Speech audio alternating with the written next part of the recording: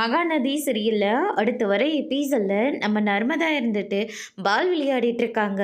அப்போ நம்ம பால் வந்து மேலே செல்ஃபில் போயிடுது. அதுக்கு அடுத்ததா அச்சச்சோ மேலே போயிடுச்செடி, இப்போ எப்படி எடுக்க போகிற, ட்ரை பண்ணுறேன் பாட்டி அப்படின்னு சொல்லிட்டு நர்மதாவே போய் எடுத்துட்டு இருக்காங்க. அந்த நேரம் பார்த்து கிருஷ்ணா வரவும் பாட்டி இருந்துட்டு கிருஷ்ணா அது கொஞ்சம் எடுத்து கொடுப்பா அப்படின்ற மாதிரி சொல்லிடுறாங்க.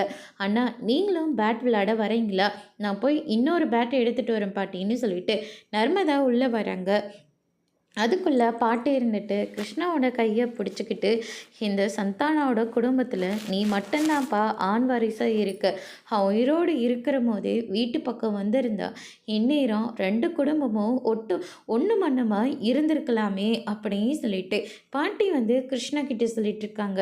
இது எல்லாத்தையும் நர்மதை கேட்டுட்டு நேராக சாரதா கிட்ட போகிறாங்க.